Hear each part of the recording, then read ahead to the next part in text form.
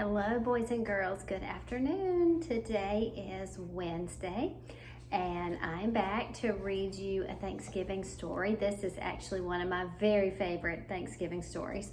It's so beautiful outside today. I tried to sit outside and record this video, but I could not figure out how to get the sun either out of my eyes or off the book. It was making a terrible glare, so I decided to move inside. So today's story is called A Turkey for Thanksgiving. And this one reminds me a lot of the book that we read at Halloween called A Skeleton for Dinner. Do you remember that one?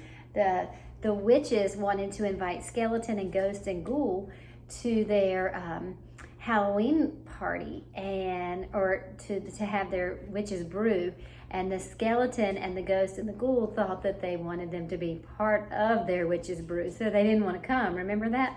Well, this story is a lot like that. It's called A Turkey for Thanksgiving. This is written by Eve Bunting. She is the author, and it's illustrated by Diane DeGroat. And the illustrator, we remember, is the person that draws the pictures. I like the pictures in this story. I'll have to hold them up so you can see them. So let's get started. When we read, you guys know this by now, you can probably say it with me. We go top to bottom, left to right. That's how the story goes. All right, good job. A Turkey for Thanksgiving. It was Thanksgiving morning. Mr. Moose helped Mrs. Moose set the Thanksgiving table. Sheep will sit here. He likes a chair that's straight up and down, Mr. Moose said.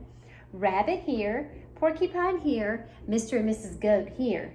He smiled at his wife. Isn't it nice to have friends for Thanksgiving? You see him moving all the chairs so everybody has a place to sit? Mrs. Moose set 2 paper pilgrims, one at each end of the table. She placed the paper turkey with its great fan of a tails between the candles and stood back. You see the paper turkey decoration? They look good, my dear, Mr. Moose said.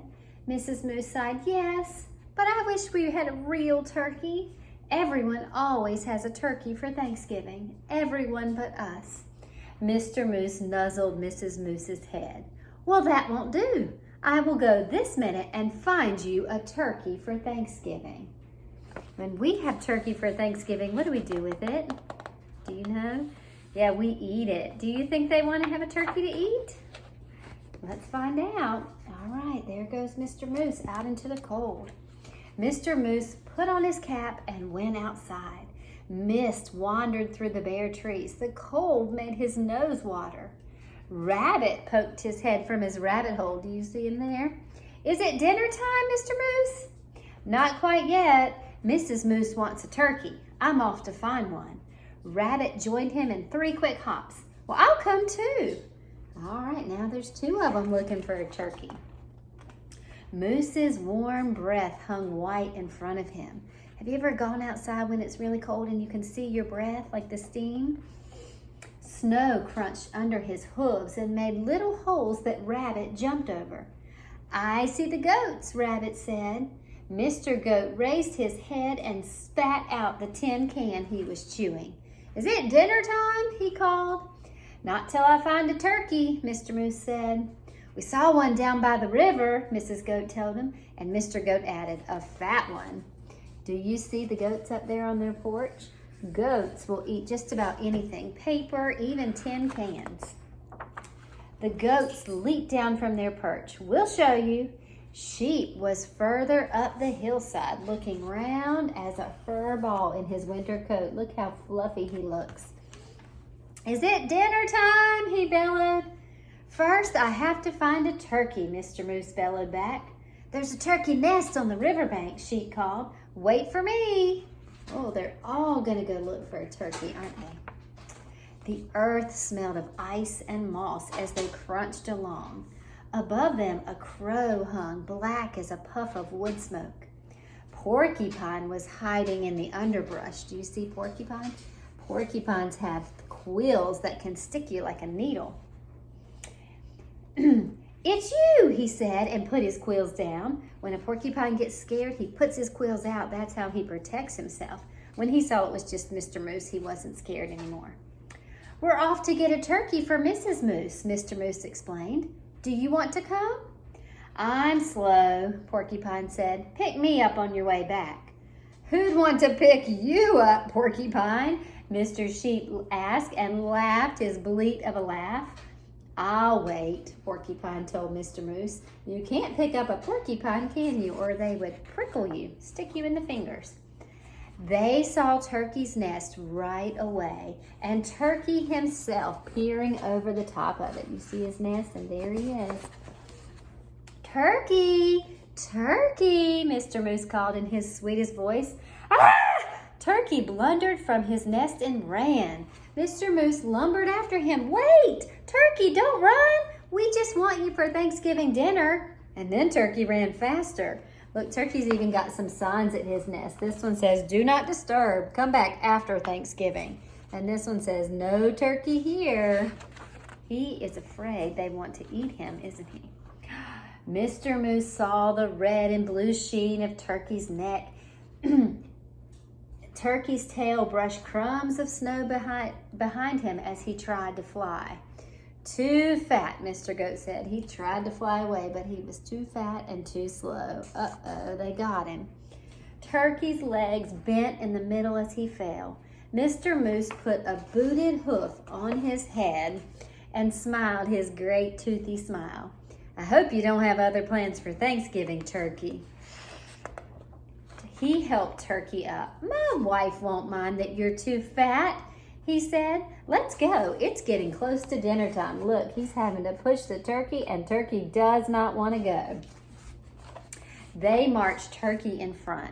I'm sorry about this, for I can see you don't want to come, Mr. Moose said, but I must insist. A promise is a promise.